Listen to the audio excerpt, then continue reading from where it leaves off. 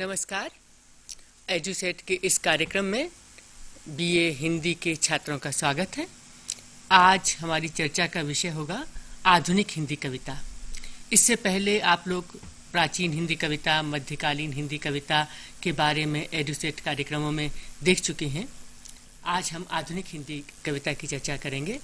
इस चर्चा से पहले मैं आपको ध्यान दिलाना चाहती हूँ कि जो मध्यकालीन हिंदी कविता आपने पढ़ी है उसमें आपने देखा होगा कि कविता की भाषा ब्रज भाषा अथवा अवधि रही है और कविता का विषय अक्सर भक्ति रहा है या श्रृंगार रहा है। अन्य विषयों पर भी कविताएं इसमें आई हैं, मगर कविता का प्रमुख विषय भक्ति और श्रृंगार रहा है। अब जो कविता हम आधुनिक कविता जिसकी चर्चा कर रहे हैं वो मध्यकालीन कविता से किस तरह नई है, किस तरह अलग हटके है, उसे आधुनिक हिंदी कविता का नाम क्यों दिया गया है, इन बातों पर सबसे पहले हम चर्चा करेंगे। इस समय आप अपनी फाइनल परीक्षा की तैयारी कर रहे हैं। इन बातों को जरा ध्यान से सुने ताकि आप समझ सकें कि आधुनिक हिंदी कविता को हम आधुनिक नाम क्यों देते हैं। इसकी शुरुआत 19वीं शताब्दी के मध्य से यानी कि 1850 के आसपास से होती है और आधुनिक हिंदी कविता की शुरुआत आपने ध्यान दिया होगा पढ़ते समय कि भारतेंदु बाबू हरिश्चंद्र से होती है। भारतेंदु बाबू हरिश्चंद्र के साथ कवियों का, रचनाकारों का एक बहुत बड़ा मंडल है और उस भारतेंदु के समय के सभी रचनाकार उस मंडल में करीब करीब शामिल हैं और वे लोग भारतेंदु के एक तरह से कहने चाहिए सहयोगी कवि हैं और वे लोग एक खास तरीके से कविता का, साहित्य का विकास अपने समय में करते हैं। ऐसा क्यों होता है, सबसे पहले हम इस बात पर गौर करेंगे और हम देखेंगे कि उस समय भारतीय इतिहास में क्या विशेष घटनाएं घटी थीं, भारतीय समाज में क्या विशेष घटनाएं घटी थीं जो साहित्य ने एक नए ढंग का मोड़ लिया। सबसे पहले तो इस बात पर गौर करें कि 1857 में एक कहना चाहिए पहली आज़ादी की लड़ाई 1857 से शुरू होती है, यानी कि 1857 की क्रांति, जिसे अंग्रेज़ों ने इस सिपाही विद्रोह का नाम दिया था, किंतु हम भारतीय लोग उसे एक आज़ादी की लड़ाई की शुरुआत कहते हैं। और वो शुरुआत केवल राजनीतिक स्तर पर ही नहीं हुई थी, वो एक तरीके का जन जागरण था। वो जन जागरण इसलिए था कि उसमें सम्राट, राजा, महाराजा, सैनिक और आम जनता सब इकट्ठे होकर लड़े थे और सबने ब्रिटिश शासन से मुक्ति की आकांक्षा एक तरह से व्यक्त की थी। मगर इस लड़ाई में भारतीय लोगों की विजय नहीं हुई, वे पराजित ही हुए थे और उस पराजय के साथ साथ बहुत तेजी से उन पर दंड लगाए गए थे, बहुत तेजी से उन्हें सजा दी गई थी, उनका एक तरीके से कहना चाहिए दमन किया गया था। ये जो दमन जो है इस समाज का, विद्रोह के लिए जो दमन किया गया, उसने एक तरीके से एक नई चेतना का संस्कार, परिष्कार भारतीय मन में किया। जब कोई भी विद्रोह या कोई भी कदम बहुत दमन में ख़त्म किया जाता है तो उससे दो तरीके के प्रभाव होते हैं। एक प्रभाव तो ये होता है, एक निराशा जन्म लेती है कि हम जो प्रयास कर रहे हैं, हमारी जो स्थितियां हैं वे ऐसी हैं कि उनसे हम सुधर नहीं सकते। दूसरी तरफ से उस निराशा के भीतर ही एक आशा फूटती है, ये समझ में आता है कि हम कैसे सुधार करें, हम क्या करें कि अपनी गिरी हुई दशा को संभाल सकें। तो ये दोनों ही अभिव्यक्तियां हमें इस समय के साहित्य में दिखाई देती हैं और इस जागरण की चेतना का साहित्य में जो अग्रदूत बन के जो व्यक्ति आता है उसका नाम है भारतेंदु बाबू हरिश्चंद्र। दूसरी ओर इस समय में बहुत तरीके के समाज सुधार आंदोलन चल रहे थे। राजा राम मोहन राय, दयानंद सरस्वती, ईश्वरचंद्र विद्यासागर, ये सब लोग अपने अपने स्तर पर भारतीय समाज की जो कुरीतियाँ थीं, जो ऐसी स्थितियाँ थीं जिससे समाज पतन की ओर जा रहा था, या अब तक जो ऐसी खामियाँ थीं उन्हें न केवल देख रहे थे बल्कि उसकी सुधार की चेतना भी उसमें व्यक्त कर रहे थे। तो इस तरीके के परिवेश में जो साहित्य लिखा जाता है उसमें और जो उससे पहले रीतिकाल में या भक्ति काल में साहित्य लिखा जा रहा था उसकी चेतना में एक बुनियादी अंतर था। इसके अलावा एक बात और जो थी, जो बहुत महत्वपूर्ण घटित हुई थी कि 1857 की क्रांति के बाद ईस्ट इंडिया कंपनी का शासन खत्म हो गया था और भारत में औपनिवेशिक शासन की बागडोर महारानी विक्टोरिया के हाथों में आई थी। तो एक तरफ से मन में ये भी लग रहा था भारतीयों को कि ये जो व्यापारियों के हाथ से शासन छूटा है और महारानी के हाथ में शासन आया है तो शायद इसमें कुछ सुधार दिखाई दें। तो जो साहित्य की रचना हो रही थी उसमें 3, 4, 5 बातें मुख्य रूप से दिखाई देती हैं। पहली तो ये बात दिखाई देती है कि जो हमारी गिरी हुई दशा थी, जो गुलामी थी, उसके कारणों की तलाश, कि किन कारणों से इस लंबे समय से भारत गुलाम है और इस गुलामी को ख़त्म किए बगैर हम अपना उत्थान नहीं कर सकते। ये हमारे साहित्य में और ख़ासतौर से कविता साहित्य की केंद्रीय धारा थी, ये कविता में ये बात प्रकट होकर आती है। दूसरी तरफ ये बात भी दिखाई देती है, चूँकि ये व्यवस्था नए तरीके से बदली है, महारानी विक्टोरिया के हाथ में आई है, तो हो सकता संभवतया वे इस देश की जनता को अपनी प्रजा मानकर कोई सुधार करें। तो इसलिए महारानी विक्टोरिया की प्रशंसा के गीत भी इस समय में बहुत लिखे गए। मतलब एक विचित्र बात दिखाई देती थी कि जिनका विरोध कर रहे हैं, जो हमारी गुलामी, हमारी गिरी हुई दशा के लिए जिम्मेवार हैं, उन्हीं की प्रशंसा में गीत भी लिखे जाएं। मगर कहीं न कहीं मन में ये आशा दिखाई देती थी कि शायद लोगों का हृदय बदले और यहाँ की बेहतर स्थितियाँ पैदा हों, तो कविता में उस तरीके का ध्वनि भी दिखाई देती है। तीसरी बात जो दिखाई देती है वो ये है कि कविता के विषय जो है, आधुनिक काल में कविता के विषय बदलते हैं। ये विषयों का बदलाव एकदम नहीं आ जाता। कहने का मतलब ये है कि जो जिस तरीके से भक्ति काल में ईश्वर की आराधना की कविता या विनय की कविता लिखी जाती थी, उस तरीके की कविता लिखना एकदम बंद नहीं हो जाता। नहीं श्रृंगार और प्रेम की कविता खत्म हो जाती है, वे परंपराएं चली तो आ रही हैं, मगर उनके साथ साथ नए विषयों पर कविता की शुरुआत होती है भारतेंदु हरिश्चंद्र के हाथों ही। वे इस विषय पर भी कविता लिखते हैं कि क्यों हम लोग अपनी इस गिरी दशा के लिए जिम्मेवार हैं। तो कविता के विषय बदलते हैं। तीसरी बात और जो घटित होती है वो ये कि कविता की भाषा के क्षेत्र में भाव जैसे बदलता है, कविता का विषय बदलता है, उसके साथ ही साथ भाषा को लेकर भी प्रश्न उठता है।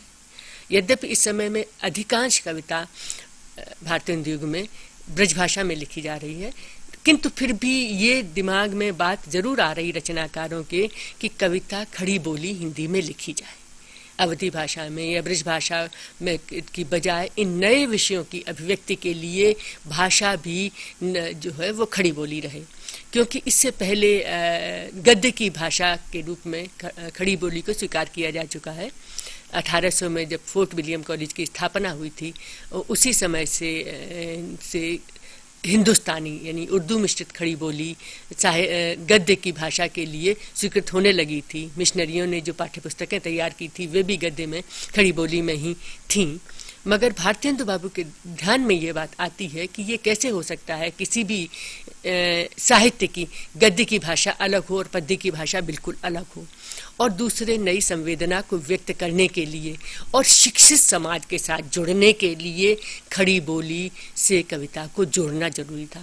जब हम कहते हैं शिक्षित समाज से जुड़ने के लिए, यानी कि इससे अंग्रेज़ों के आने से पहले और मैकॉले की शिक्षा व्यवस्था शुरू होने से पहले जो शिक्षा की व्यवस्था हमारे समाज में थी वो दो तरह से थी, एक पंडितों के हाथों में, दूसरी मौलवियों के हाथों में।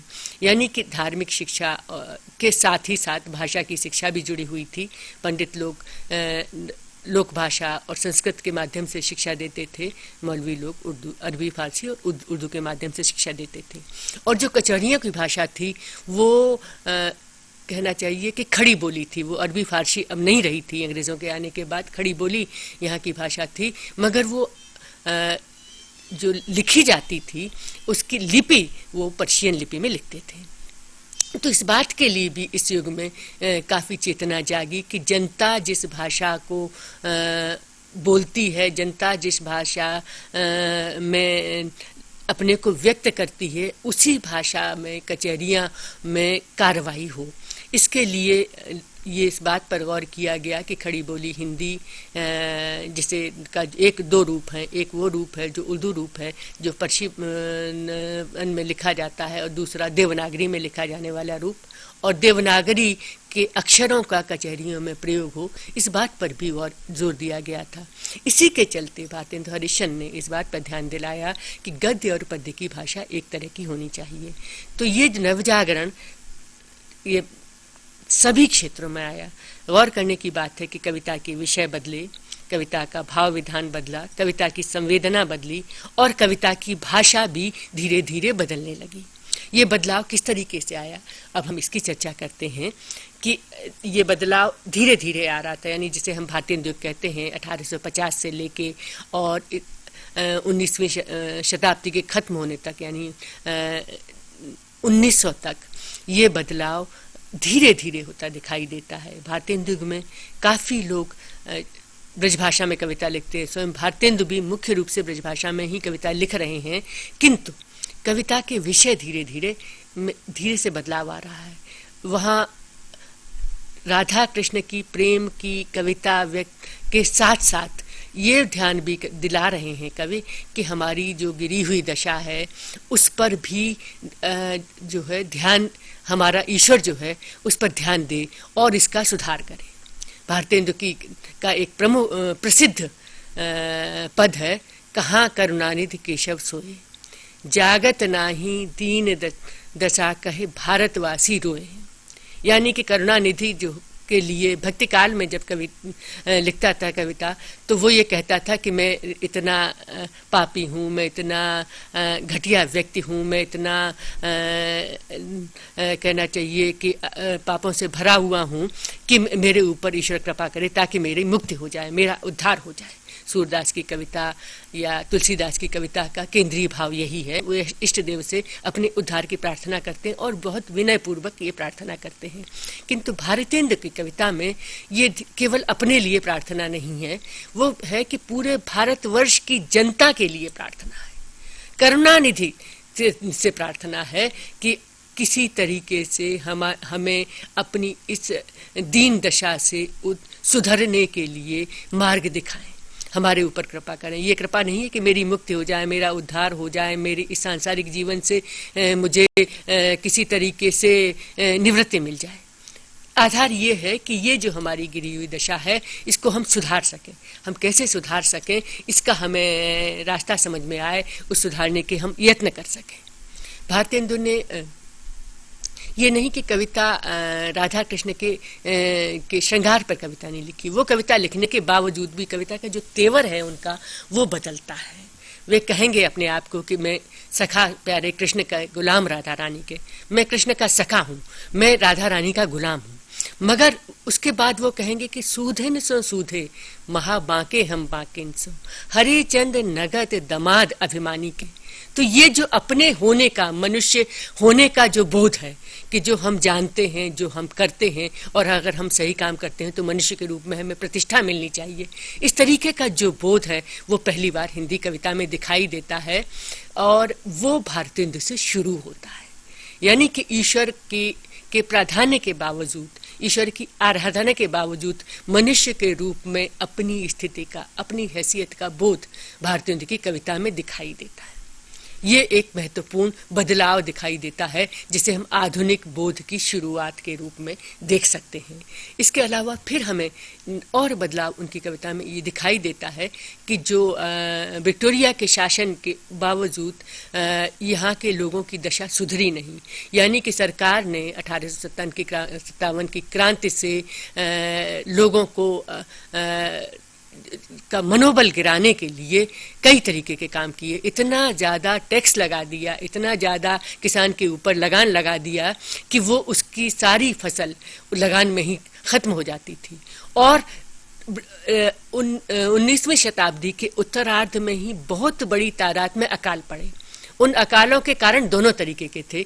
एक तो ये कारण था कि मतलब प्राकृतिक विपदाएं, मगर उसके अलावा जो बहुत महत्वपूर्ण कारण था जिसमें कि काफ़ी अंग्रेज अधिकारियों ने भी जिस बात पर गौर किया और जिस बात पर ध्यान दिलाया कि ये इतना ज़्यादा लगान इन लोगों पर लगा दिया गया कि वे कितनी भी कोशिश करें वे अपने परिवार का पालन पोषण नहीं कर सकते, और परिणाम ये हुआ कि लाखों की तादाद में लोग अकाल से, टैक्स की वजह से, महामारी से, कुपोषण से मारे गए। तो एक तरीके से समाज जो है अपने आप विघटित होने की स्थिति में आ गया। इस बात का भी जो विवरण है वो रचनाकार अपनी कविता में देता है, और वो कहेगा कि अंग्रेज राज सुख साज सजे अति भारी, पे स्वधन विदेश चली जात अतः यह अति ख्वारी। यानी कि अंग्रेजों ने आके यहाँ कई तरीके के वैज्ञानिक सुविधाएं हमें प्रदान की हैं, और यहाँ पर जो उद्योग धंधे भी स्थापित नहीं किए हैं, यहाँ का कच्चा माल अपने देश में ले जाते हैं और वहाँ से बना हुआ माल हमारे देश में लाके बेचते हैं। तो हमें दोनों तरीके का नुकसान होता है। हमारा धन विदेश में चला जाता है। हमारा धन विदेश में कैसे चला जाता है कि एक तो कच्चा माल सस्ती कीमत पर विदेश जाता है, और वहाँ से बना हुआ जो माल आता है, वहाँ की इंग्लैंड के कारखानों में, वहाँ की फैक्ट्रियों में बना हुआ जो कपड़ा, चमड़ा, मशीनें जो भी हमारे यहाँ आती हैं वे बहुत महंगे दामों पे मिलती हैं, क्योंकि सरकार ने उन पर बहुत टैक्स लगा रखा है। तो उसकी वजह से भारतवासियों का दोनों तरीके से शोषण हो रहा है। तो ये जो सुख साज हमें दिखाई देता है कि आधुनिक विज्ञान से जुड़ी हुई चीज़ें हमें समाज में मिल रही हैं, और इस देश का जो नवाब वर्ग है, जो राजा वर्ग है, जो रईस वर्ग है, जमींदार वर्ग है, उन सुविधाओं को लोग भी का फायदा भी उठा रहा है, वो उनके प्रति बहुत आकर्षित भी है। मगर वो सुख साज कुछ ही लोगों तक सीमित है। आम जनता है वो बहुत ज़्यादा त्रस्त है, इसलिए कि उसकी पूरी कमाई, उसके पूरे साधन जो हैं वो विदेश में चले जाते हैं, उसकी संपत्ति चली जाती है, और जो उसे लौट के बना हुआ माल आता है इतना पैसा नहीं होता कि उसके वो खर्च कर सके। इसके अलावा उसके जो उपज होती है वो भी उसके हाथ में नहीं रहती, टैक्स के माध्यम से उसके बाद पास चली जाती है। और उसके बाद सरकार की जो पुलिस है, जो सरकारी अमला वर्ग है, जो कचहरी है, उसमें भी उस व्यक्ति की बड़ी दीन दशा है। भारतेंदु ने इस पर नाटक लिखे, नाटकों में भी ऐसी कविताएं लिखी जो जनता का ध्यान अपनी गिरी हुई दशा पर आकर्षित कर सके। वो एक बहुत ही व्यंग्य के माध्यम से, हास्य के माध्यम से वो कहेंगे, ताकि वो सीधे से सरकार की निगाह में भी ना आए और उनकी कविता पर बंदिश भी न लगे, और लोग इस बात को समझ भी लें कि क्या है। तो एक उनका नाटक है वैद्य की हिंसा हिंसा न भवत। उसमें वो कहेंगे कि चूरन खावे एडिटर जात, जिसके पेट पचे नहीं बात। चूरन पुलिस वाले खाते सब कानून हजम कर जाते, यानी कि जो ब्रिटिश शासन की पुलिस है वो हर कानून को ताक पर रखकर जनता का शोषण करती है। क्योंकि जब किसान लगान नहीं दे पाता है तो उस लगान के देने के लिए उसकी मारपीट करती है, उसे ले जाकर जेल में डाल देती है, हर तरीके का अत्याचार करती है, उसका मकान कुर्क करती है, उसके बैल कुर्क करती है, उसके खेत कुर्क करती है, और आखिरकार रहता है कि वो भिखारी बनकर सड़क पे आ जाता है, या फिर वो गरीबी से अपने प्राण त्याग देता है। इन सब चीज़ों का वो ध्यान दिलाते हैं, क्योंकि भारतेंदु इस बात पर बहुत गौर कर रहे थे कि जब तक कविता और साहित्य आम आदमी तक नहीं पहुंचेगा, जब तक उसकी भाषा में नहीं लिखा जाएगा, जब तक इतना सरल सहज नहीं होगा कि वे लोग उसको समझ सकें और साहित्य की रचना में भागीदारी कर सकें, तब तक वे अपनी गिरी हुई दशा को सुधारने के लिए कोई काम नहीं कर सकते। तब तक वे ब्रिटिश शासन का विरोध क्यों होना चाहिए, कैसे होना चाहिए, ये बात भी उनकी समझ में नहीं आ सकती। इस तरह से साहित्य को आम आदमी तक पहुंचाने का काम भारतेंदु बाबू हरिश्चंद्र और उनके सहयोगी बालकृष्ण भट्ट, प्रताप नारायण मिश्र, प्रेमघन, राधाचरण गोस्वामी आदि सभी लोग करते हैं। तो इसके लिए वो एक काम और करते हैं कि वे भारतेंदु पत्रिकाएं निकालते थे, हरिश्चंद्र मैगजीन निकालते थे, हरिश्चंद्र चंद्रिका निकालते थे, बाला बोधनी निकालते थे। उसमें उन्होंने कई इश्तिहार निकाले कि आम लोगों के जो गीत हैं, जनता के विभिन्न भाषाओं में गाने जाने वाले गीत हैं, उनके संकलन इकट्ठे किए जाएं और उन गीतों को प्रकाशित किया जाए। तो उन्होंने मांग की कि जो पर्वों के, त्योहारों के, उत्सवों के जो भी गीत हैं, जो भी जहाँ जिसको मिले, जिस भाषा में मिले, वे सब लोग उन्हें संकलित करें, जा जा के लोगों से गीत सुने, उन्हें इकट्ठे करें और इकट्ठे करके या तो खुद छपवाएं, नहीं तो भारतेंदु के पास भेजें, भारतेंदु ने छपवाने की व्यवस्था करेंगे। तो लोक गीतों के माध्यम से समाज से, लोक जीवन से जुड़ने का जो काम भारतेंदु ने किया वो अपने साहित्य में पहली बार हुआ था और अपने ढंग का अनोखा काम था।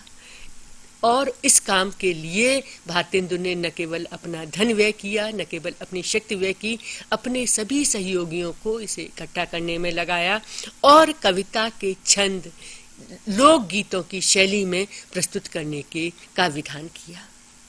तो यहाँ ये जो आधुनिकता जो हमें दिखाई देती है वो भारतेंदु की कविता में कई तरह से दिखाई देती है।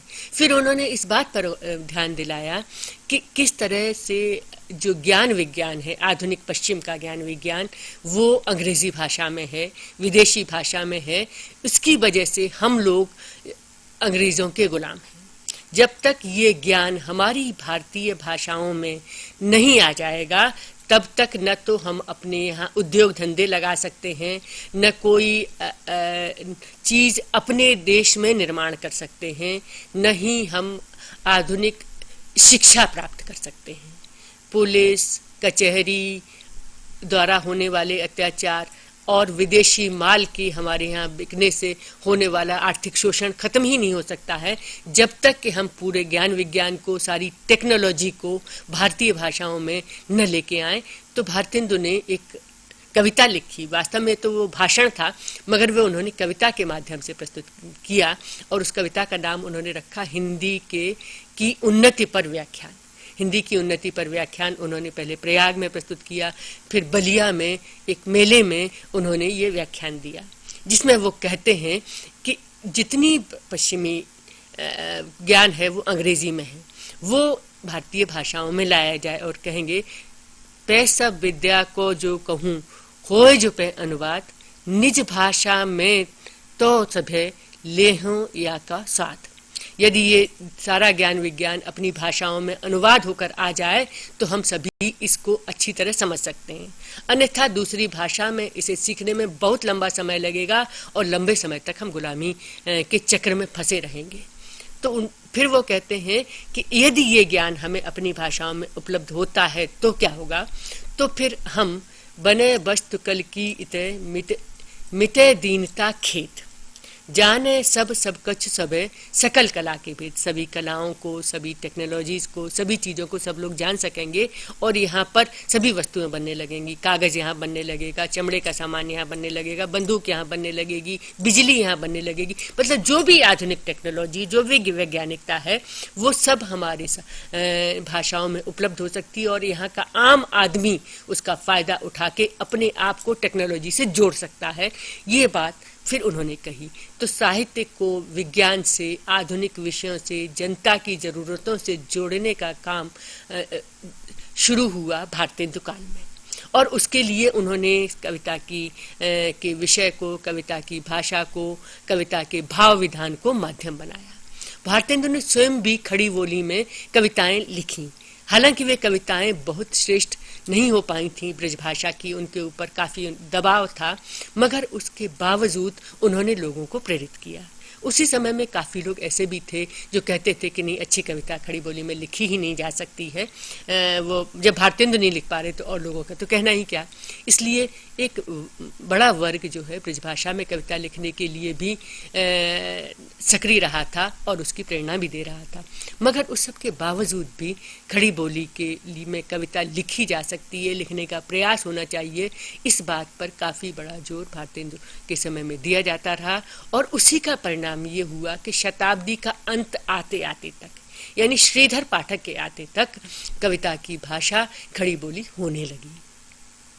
श्रीधर पाठक ने जो है कश्मीर सुषमा लिखी खड़ी बोली में और उन्होंने अंग्रेजी के ओलिवर गोल्डस्मिथ के डिजर्टेड विलेज का अनुवाद उजड़ ग्राम नाम से किया हिंदी में। उनकी इन अनुवाद में और इन अनुवादों में ऐसा नहीं है कि ब्रजभाषा की धमक नहीं दिखाई देती। ब्रजभाषा का दबाव है, क्योंकि कई शताब्दियों से कविता की भाषा वही चली आ रही थी और उसका मुहावरा इतना ज़्यादा जबान पर चढ़ा हुआ था कि एकदम खड़ी बोली में जब कविता प्रस्तुत होती थी तो काफ़ी अटपटी दिखाई देती थी। मगर उसके बावजूद भी ये लोग सक्रिय थे कि कविता, चूँकि शिक्षा की भाषा खड़ी बोली हो गई थी और शहराती लोग, पढ़े लिखे लोग खड़ी बोली का व्यवहार करने लगे थे, तो उन्होंने तो इस बात पर जोर दिया कि कविता की भाषा यही होनी चाहिए। और श्रीधर पाठक ने कहा कि कविता नई निराला छंद, करिए नहीं लेखने बंद, श्रीधर सम सब कवि स्वच्छंद, यानी कि स्वच्छंद होके खड़ी बोली में कविता हमें लिखनी चाहिए, और इसका उन्होंने प्रयास कर शुरू किया। 1901 में जब महावीर प्रसाद द्विवेदी आए और सरस्वती पत्रिका निकाली जाने लगी, तो हिंदी में नवजागरण का एक नया अध्याय शुरू हुआ। 1903 में महावीर प्रसाद द्विवेदी सरस्वती पत्रिका के संपादक बने और उन्होंने खड़ी बोली में कविता लिखने का और अच्छी भाषा लिखने का, सही भाषा लिखने का, भाषा को सुधारने का एक देशव्यापी आंदोलन चलाया। और इस आंदोलन से नवजागरण का प्रसार हिंदी कविता की भाषा में, भाव विधान में, अभिव्यक्ति में, शिल्प में सभी तरीके से शुरू हुआ। तो एक युगांतरकारी काम पत्रकारिता के माध्यम से हिंदी में शुरू हुआ और एक नए युग की शुरुआत हुई, जिसे शुक्ल जी ने नाम दिया है द्विवेदी युग। रामचंद्र शुक्ल ने इस युग को द्विवेदी युग नाम इसलिए दिया है कि महावीर प्रसाद द्विवेदी और उनकी सरस्वती खड़ी बोली कविता के और नए विषयों पर हिंदी कविता के प्रचार का एक बहुत बड़ा माध्यम सिद्ध हुई।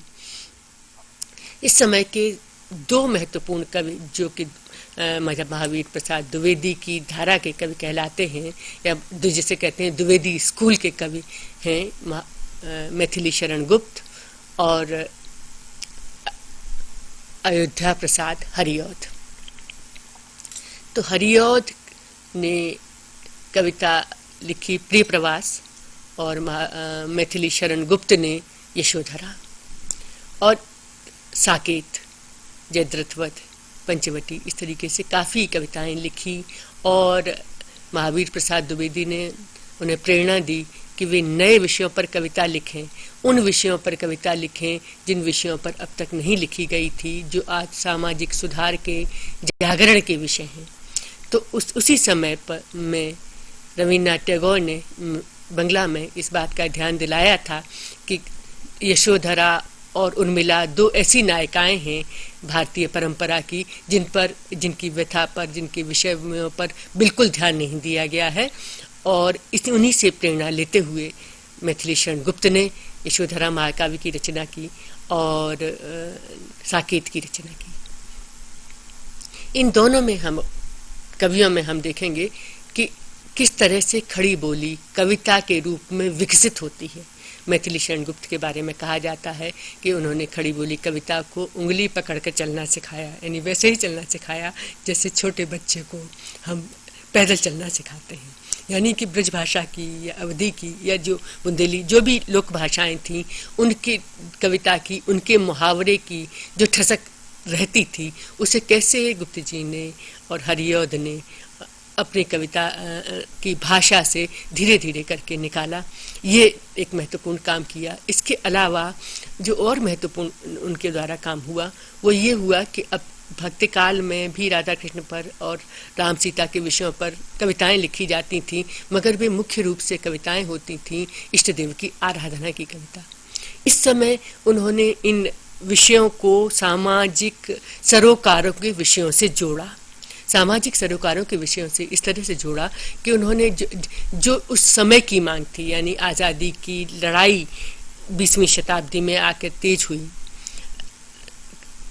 बहुत सारे स्वाधीनता आंदोलन बहुत से रूपों में हमारे देश में चलने लगा, तो उस समय जो नायक और नायिकाएं थे उनका स्वरूप भी बदला, यानी उनमें आधुनिक चेतना का प्रसार हुआ। इन कवियों ने उनको लोक हितकारी काम करते हुए दिखाया।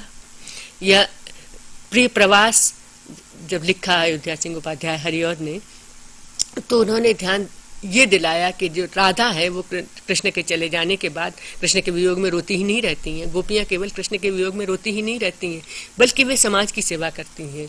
जो समाज में ज़रूरतमंद लोग हैं, जो दीन हैं, दुखी हैं, जो गरीब हैं, उनकी सेवा में, उनकी शिक्षा की व्यवस्था करती हैं।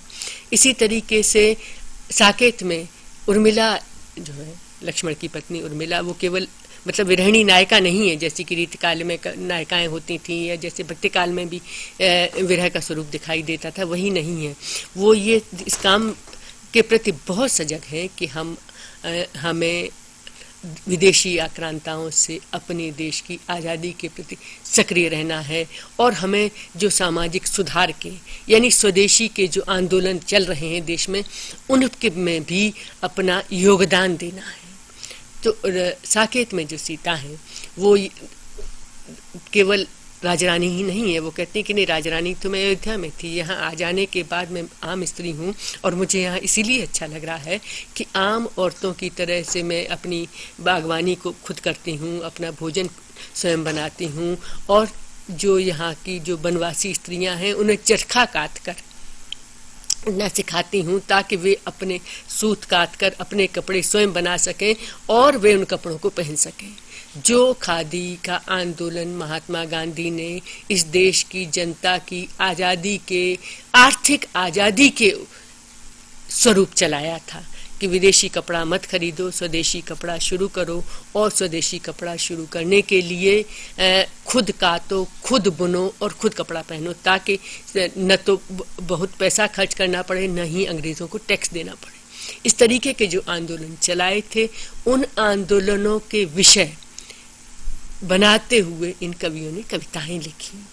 तो ये आधुनिक जागरण समाज में किस तरीके से पैदा हुआ, ये इन कवियों की रचनाएं इसके का प्रमाण है। इसके अलावा एक और जागरण की प्रवृत्ति इनकी कविता में वो दिखाई देती है, वो ये कि स्त्रियों को ये लोग केवल घर में रहने वाली और घरेलू कामकाज करने वाली स्त्रियों के रूप में ही नहीं दिखाते हैं। जिस तरह आज़ादी की लड़ाई में आदमी लोग भाग ले रहे थे, उसी तरीके से औरतें भाग लें, वे शिक्षित हों, वे अपने अधिकारों के प्रति जागरूक हों, वे अपनी दीन दशा के प्रति जागरूक हों और उसे सुधारने का उपाय करें, वे अपने बच्चों को वैसी शिक्षा दे सकें। इस सब तरीके की जागरूकता भी इन कविताओं में दिखाई देती है। मैथिली शरण गुप्त और हरिऔध के अलावा जो कुछ और कवि हैं स्वच्छंद धारा के इस समय, वे भी इस काम को अपने ढंग से कविता में कर रहे हैं। उनमें महत्वपूर्ण नाम है राम नरेश त्रिपाठी, माखनलाल चतुर्वेदी, बालकृष्ण शर्मा नवीन। ये लोग केवल कविता ही नहीं करते हैं, आज़ादी की लड़ाई में भी भाग लेते हैं, वे जेल भी जाते हैं और कविता भी लिखते हैं, और कविता भी उनकी जागरण की कविता होती है। उनकी कविता में ये बात बहुत तेजी से आती है कि हमारा लक्ष्य इस वक्त कोई और काम करना नहीं है, हमारा लक्ष्य इस वक्त जो है गुलामी की मानसिकता से मुक्ति पाना है। तो कविता के विषय धीरे धीरे वे आ जाते हैं जो आज़ादी से जुड़े हुए हों, और आज़ादी में केवल राजनीतिक आज़ादी ही शामिल नहीं है, उसमें आर्थिक आज़ादी भी शामिल है, रूढ़ियों से मुक्ति शामिल है, जो कहना चाहिए रूढ़ियों के विध्वंस की भावना शामिल है, क्योंकि रूढ़ियों की वजह से, उस मानसिकता की वजह से हमारे समाज में पिछड़ापन है। वो पिछड़ापन कैसे दूर हो, इसको दूर करने का दायित्व कवि निभाता है। जिस तरह राजनीति के क्षेत्र में जो काम राजनेता करते थे, वही काम सामाजिक क्षेत्र में, सांस्कृतिक क्षेत्र में कविता करती दिखाई देती है। और आज रूढ़ियों से मुक्ति की, आज़ादी की चेतना की, स्वच्छंदता की चेतना की अभिव्यक्ति के लिए कविता के क्षेत्र में एक बड़ा आंदोलन चलता है, जिसे बाद में छायावाद का नाम दिया गया। छायावाद का नाम एक तरीके से विवादास्पद नाम इसलिए हो सकता है क्योंकि काफ़ी लोग ये मानते हैं कि अंग्रेजी के रोमांटिक मूवमेंट के नाम पर ये आंदोलन चलने लगा, मगर वास्तविक स्थिति रोमांटिक मूवमेंट के नकल की नहीं है। एक ये नवजागरण की कविता है, उसमें कुछ चीज़ें वैसी ज़रूर दिखाई देती हैं जो अंग्रेजी के रोमांटिक आंदोलन में हुई थी, क्योंकि उस वक्त इंडस्ट्रियल रिवॉल्यूशन, औद्योगिक क्रांति हुई थी और कई तरीके की सामंती रूढ़ियों से पश्चिमी समाज मुक्त हुआ था। हमारे यहाँ भी कमोबेश ऐसी स्थितियाँ थीं क्योंकि जो रीतिकालीन सामंती भावना थी या जो 19वीं शताब्दी तक चलती चली आ रही थी उससे मुक्ति की और कविता के माध्यम से सामाजिक सांस्कृतिक क्रांति की मुक्ति की जो चेतना थी उसका विस्तार हुआ। तो ये नवजागरण की कविता है, ये स्वच्छंदतावादी कविता है और इसे छायावाद का नाम काव्य आंदोलन के रूप में इसे छायावाद की कविता का नाम देते हैं। इसमें आते हुए कविता के भाव, कविता की भाषा, कविता की संवेदना, कविता का मूल स्वर पूरी तरीके से बदल जाता है। छायावाद के मुख्य कवि हैं, अभी आप अपने पाठ्यक्रम में पढ़ रहे होंगे, 4 कवि इसमें प्रमुख रूप से योगदान देते हैं। जयशंकर प्रसाद, सुमित्रा नंदन पंत, सूर्यकांत त्रिपाठी निराला और महादेवी वर्मा। इनकी कविताओं को एक ग्रुप में, एक वर्ग में रखते हुए छायावाद नाम क्यों दिया जाता है, इसी पर ध्यान देने की बात है कि इनकी कविता में का मूल स्वर जो है नवजागरण का स्वच्छंदता का स्वर है। स्वच्छंदता का स्वर है वो किस तरीके से स्वच्छंदता का स्वर है कि पहली बात तो ये है कि ये खड़ी बोली की कविता है और खड़ी बोली की कविता में भी ये द्विवेदी युग की कविता से आगे अलग हटके है। द्विवेदी युग की कविता में जिस तरीके से विवरण की, वृत्तांत की इतिवृत्तात्मकता है, यानी कि मतलब मोटे मोटे ढंग से चीज़ों का वर्णन किया जाता है, छायावाद की कविता उसे से बिल्कुल अलग हटके कहना चाहिए सूक्ष्म प्रस्तुतियाँ करती है। मतलब भाषा के माध्यम पर सूक्ष्म होती है, विषय के माध्यम से भी सूक्ष्म होती है। सूक्ष्म से यहाँ पे तात्पर्य है कि वर्णन विवरण कविता के विषय नहीं रहते हैं, इसमें विषय हो जाते हैं आत्माभिव्यक्ति। कवि जो है अपनी आत्मा की, अपनी भावों की व्यक्ति करने लगता है। आत्मा के भावों की व्यक्ति का मायने ये है कि वो कवि का मैं जो है वो इस कविता में आकर प्रबल हो जाता है। ये पहली बार ऐसी घटना घटती है कि मनुष्य जो है ईश्वर से प्रबल होकर कविता में आए, मनुष्य ईश्वर से छूट ले। इससे पहले भक्तिकाल की कविता, रीतिकाल की कविता, द्विवेदी युग की कविता, भारतेंदु की कविता कहीं न कहीं इष्ट देव के प्रति समर्पित और इष्ट देव की महानता की, उसकी श्रेष्ठता की स्थापना जरूर करती है। छायावाद की कविता में आकर पहली बार ये होता है कि मनुष्य छूट लेता है, मनुष्य के रूप में अपना महत्व स्थापित करता है और अपनी वाणी को प्रस्तुत करता है। अपनी वाणी को प्रस्तुत करने का यह तात्पर्य है कि अपनी आत्मा की अभिव्यक्ति करता है, वो जैसे महसूस करता है वो करता है। हालांकि ऐसी बात नहीं है कि वो महसूस करते हुए किसी मतलब अलौकिक शक्ति की चर्चा न करे। वे चर्चाएं इस कविता में जरूर मौजूद हैं, मगर वैसे सीधे ढंग से नहीं। वो उनकी एक अव्यक्त अभिव्यक्ति हुई है। व्यक्त और अव्यक्त का जो अंतर है वो इसमें दिखाई देता है। कविता के विषय बदलते हैं, कविता काफी गीतात्मक हो जाती है। कविता है अरुण यह मधुमेह देश हमारा, जहाँ पहुँच अनजान क्षितिज को मिलता एक सहारा। अब इसमें 2 चीज़ें आई हैं कि कविता लिखी जाने लगी कि अपने देश के ऊपर कविता लिखी कि हमारा देश कितना अच्छा है, जहाँ पे आके अनजान लोगों को भी बहुत अच्छा दिखाई देता है। यह कविता लिखी जाने लगेगी बीती बिभावरी जागरी, अंबर पनघट में डुबो रही तारा घट उषा नागरी, खग कुल कुल कुल सा बोल रहा, किसलय का अंचल डोल रहा, लोये लतिका भी भरलाई मृद मुकुल नवलस गागरी। अब यहाँ सब कुछ प्रकृति के माध्यम से कहा जा रहा है कि केवल ये है कि सवेरा हो गया है और तुम सो रहे हो, तुम जागो।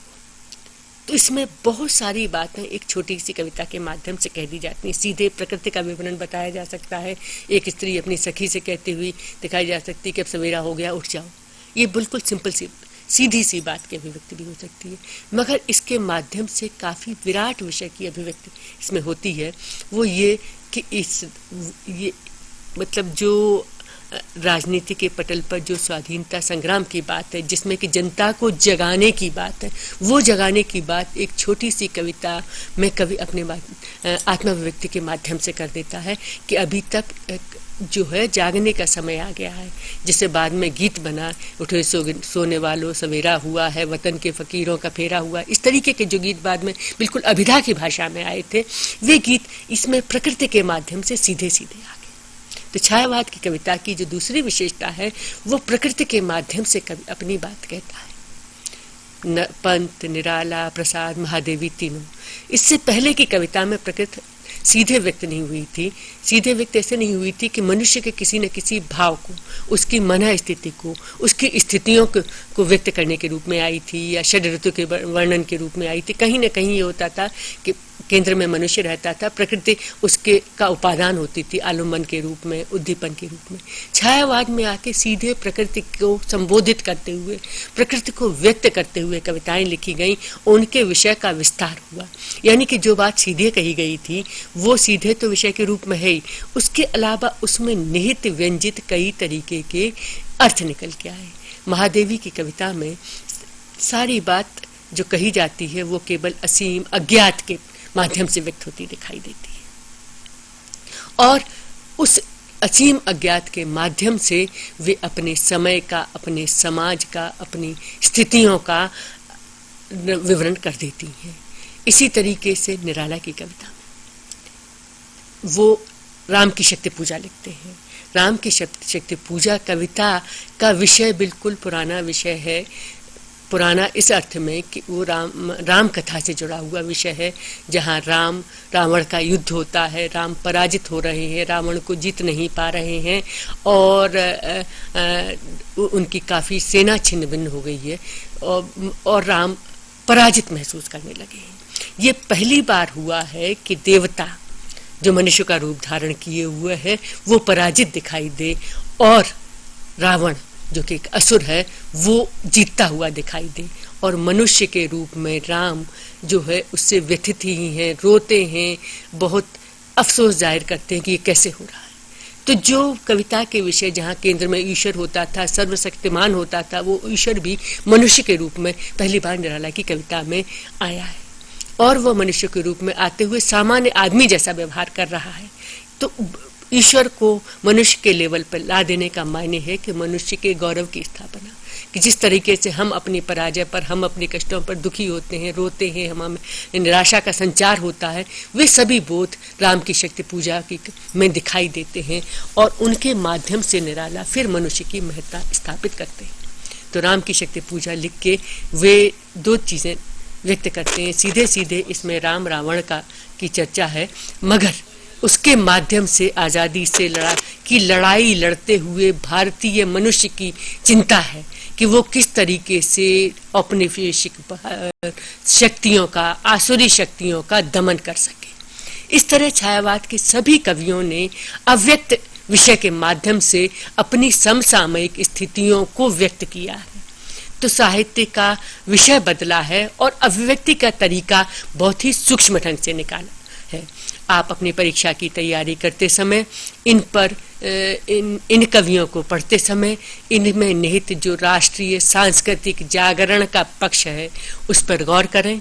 जब आप अपने प्रश्न पत्र कर रहे हों तो व्याख्या करते समय कविता के इन पक्षों को भी उद्घाटित करें।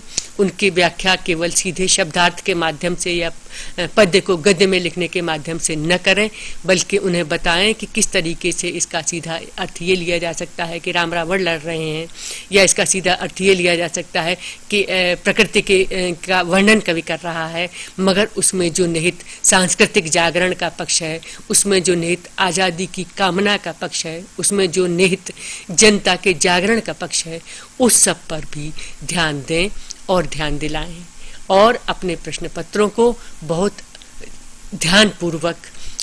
कविता की व्याख्या काफ़ी महत्वपूर्ण इस अर्थ में होती है कि उसमें जो व्यक्त अर्थ होता है उसके अलावा बहुत से अर्थ के बहुत सारे स्तर कविता में होते हैं।